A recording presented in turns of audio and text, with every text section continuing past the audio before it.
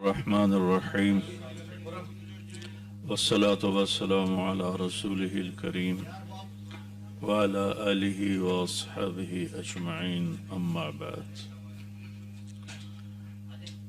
میرے محترم بھائیو بہنوں، اللہ تعالیٰ کا فرمان ہے اليوم اکملت لکم دینکم واتممت علیکم نعمتی ورضیت لکم الاسلام دینا، کہ ہم نے آج پہلی دفعہ یہ ہو رہا ہے انسانی تاریخ میں کہ ہم نے تمہارے لیے دین کو کامل کر دیا، اور پہلی دفعہ صرف تمہارے لیے ہو رہا ہے کہ ہم نے اپنی نعمت کو مکمل کر دیا، پورا کر دیا، اور اس کا نام اسلام رکھا۔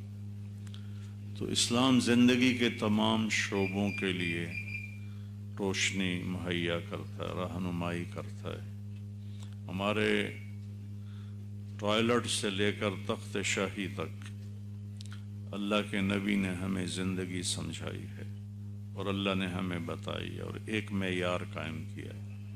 وَكَذَلِكَ جَعَلْنَاكُمْ أُمَّةً وَسَطًا لِتَكُونُوا شُهَدَاءَ عَلَى النَّاسِ وَيَكُونَ الرَّسُولُ عَلَيْكُمْ شَهِيدًا۔ ہم نے تمہیں اعتدال والی امت بنایا ہے۔ ایک طرف دین ہے، ایک طرف دنیا ہے۔ دنیا میں حلال حرام کٹھا چلتا ہے، اور دین ایک خالص راستہ زندگی کا بتاتا ہے۔ تو دین کی روشنی لو اور دنیا کے حرام سے حلال کو نکال کر اسے اپنی کمائیوں کا حصہ بناؤ، جھوٹ کو چھوڑ کے سچ کو اپناؤ، دھوکہ فراڈ فریب کو چھوڑ کے دیانتداری کو اپناؤ، کسی کا حق مارنے کو چھوڑ کر لوگوں کو حق سے زیادہ دینے کی سنت کو زندہ کرو، مزدور کی مزدوری کو ضبط کرنے کے بجائے اس کو اس کی مزدوری سے بڑھ کر دو، پھر اسے اپنے اہل و عیال پر خرچ کرو، اپنے ماں باپ بھی بچوں پر خرچ کرو۔ تو اللہ نے ہمیں کہا ہے کہ تم درمیان میں چلنے والی امت، دین میں اتنے نہ لگو کہ تمہاری دنیا خراب ہو جائے، اور دنیا میں اتنے نہ لگو کہ تمہارا دین خراب ہو جائے۔ یہ اعتدال ہے۔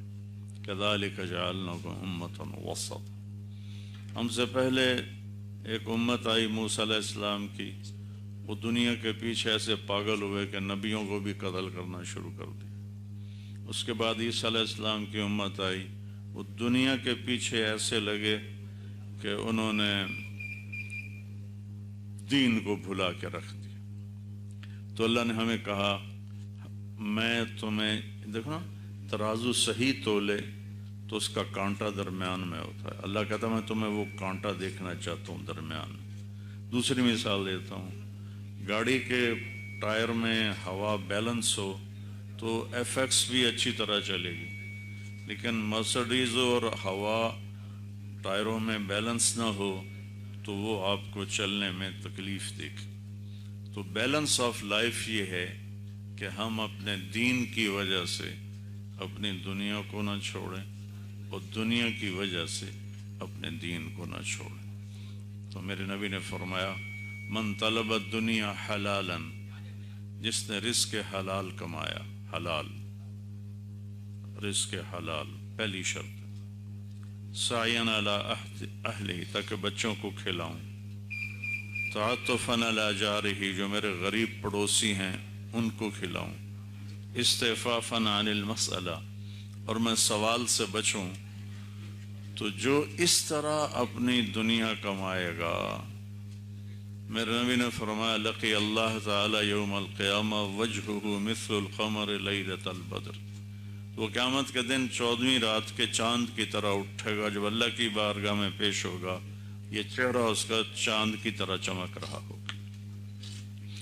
تو میرے اس برانڈ کے بنانے کا مقصد کوئی دنیا کمانا نہیں ہے۔ ہاں، رزق حلال کی طلب ہر ایک کے لیے حلال ہے۔ ہمارے ہاں یہ ماحول بن گیا ہے کہ مولوی صاحب تو بس کوئی کاروبار نہیں کر سکتے، ان کے لیے تو عیب ہے کاروبار کرنا، ان کے لیے تو عیب ہے کوئی اچھی سواری رکھنا، اچھی گاڑی رکھنا۔ تو وہ صرف بس مسجد کو سنبھالے. یہ بر صغیر میں زین دیا پیچھے جو 100 سال انگریز کی حکومت رہی. جو ہم فوج میں جو امام مسجد ہوتا تھا اس کا ٹائٹل تھا جمع دار، اور 5 سٹار ہولڈروں پہ جو بیرے کھڑے کیے تو ان کو پگڑیاں پہنا دی. وہ جو گیٹ کے پر کھڑے ہوتے ہیں یہ سارے ننگے سر ہو گئے اور بیروں کو انہوں نے پگڑیاں پہنا دی میرے نبی کی سنت کو تذلیل کے لیے، اس کی حیثیت کو کم کرنے کے لیے. تو اللہ کے نبی نے تجارت کی. سبحان اللہ. حضرت خدیجہ سے بڑھ کر کون تاجر تھا؟ جو مکے کی سب سے مالدار خاتون تھیں اور دنیا انسانیت کی پہلی ہستی، نہ کوئی مردوں میں نہ کوئی عورتوں میں، پہلی ذات ہیں جن کو اللہ کی طرف سے جبریل آئے کہ یا رسول اللہ، اللہ خدیجہ کو سلام پیش کر رہے ہیں. وہ اتنی بڑی تجارت تھی.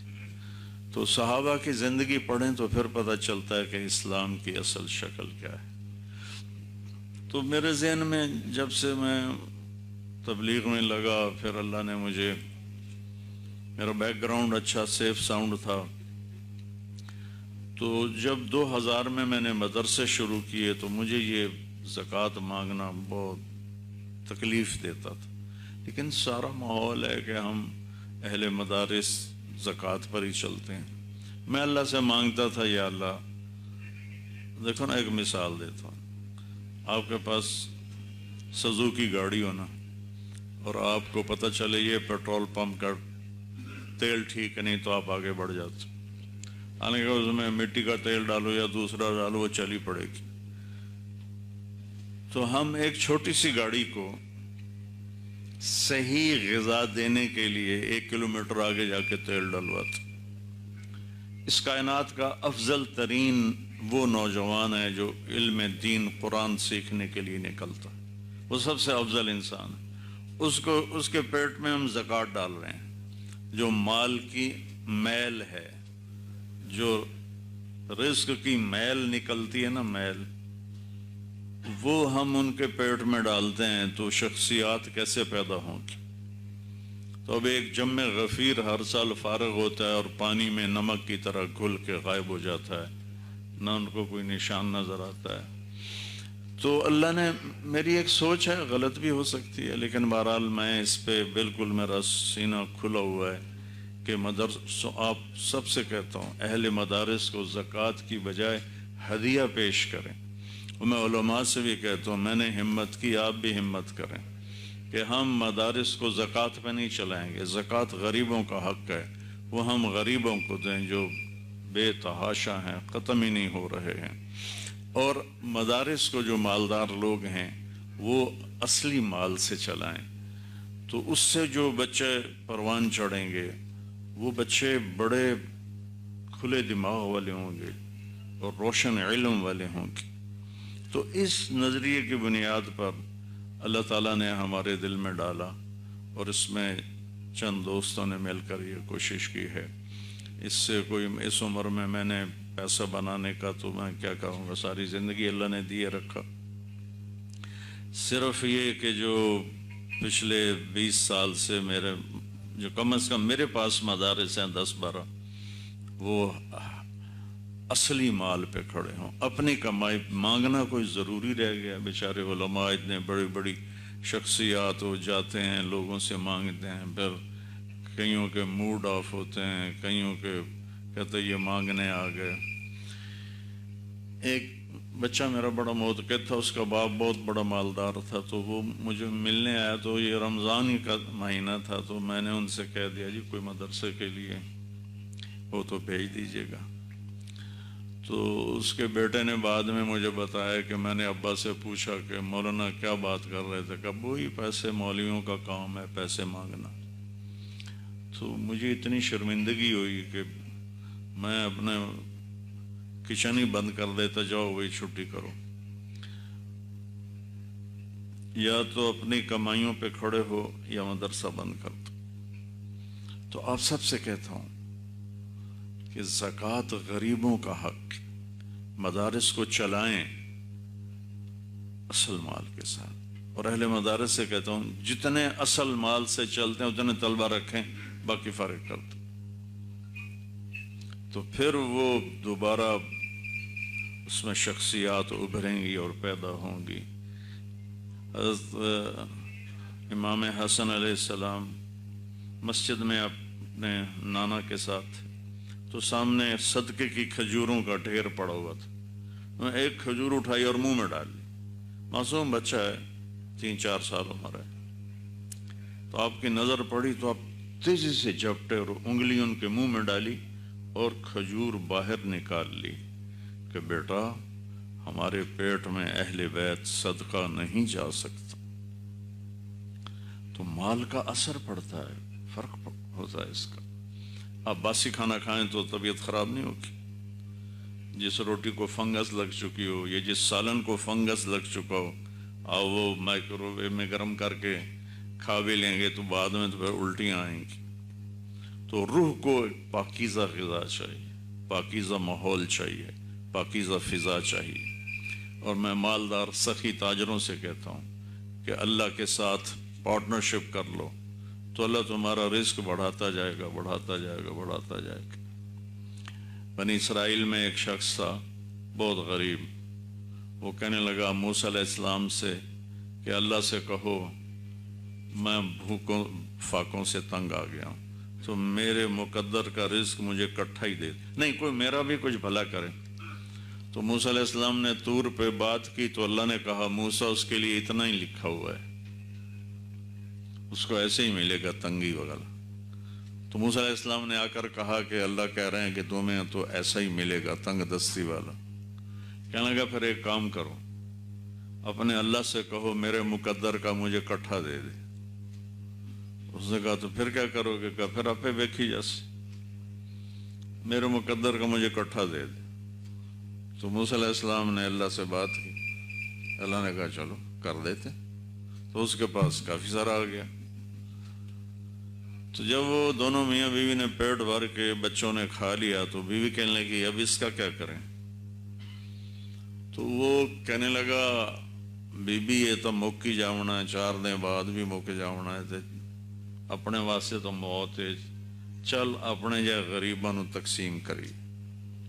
پتہ نہیں تیرے میرے جیسے اور کتنے غریب تھے، چل آج ان کو بھی پیٹ بھر کے کھلائیں، سورا تقسیم کر. اس سے دگنا گھر میں پھر آ گیا، اپنا کھایا اور باقی پھر تقسیم کر دیا. پھر اللہ نے اس سے دگنا بھیج دیا تو پھر اپنا کھایا باقی سارا تقسیم کر دیا. کچھ دنوں کے بعد وہاں لنگر چل پڑے. تو موسیٰ علیہ السلام کا گزر ہوا تو پوچھنے لگے یہ کون سے سخی کا ڈیرا ہے جہاں اتنا لنگر چل رہا ہے؟ انہوں نے کہا یہ سخی نہیں، یہ وہی فقیر ہے جو آپ سے کہہ رہا تھا کہ میری روٹی کٹھی دبا دو. تو موسیٰ علیہ السلام نے اللہ تعالیٰ سے بات کی کہ یا اللہ یہ کیا ہوا؟ اس کو تو مقدر مل گیا تھا، اب آگے یہ کیسے ہو گیا؟ تو اللہ تعالیٰ نے فرمایا موسیٰ اصل میں بات یہ ہے کہ وہ میرے اوپر قرضہ چڑھا دیتا ہے روزانہ، اور جب وہ مجھے مقروض کرتا ہے تو مجھے قرض اتارنا پڑتا ہے، پھر میں 10 گنا کر کے اتارتا ہوں. تو ان سارے تاجروں سے کہتا ہوں، مالداروں سے جو باہر بھی سن رہے ہیں، کہ زکوٰۃ تو فرض ہے، وہ تو دینی ہے، وہ غریبوں کے لیے ہے، غریب رشتہ داروں کے لیے ہے، بیواؤں کے لیے، جن کی بچیاں بیٹھی ہوئی ہیں ان کی شادیوں کے لیے، جن کے گھر ٹوٹے پھوٹے ہیں ان کو بنوانے کے لیے ہیں، جو بیمار ہیں اور علاج نہیں کروا سکتے ان کے لیے ہیں، جو مسکین ہیں، غریب ہیں، فقیر ہیں. مدارس کو، مساجد کو حلال اور ہدیے کے پیسے سے چلاؤ، اللہ تمہیں اور دے گا. اللہ سے پارٹنر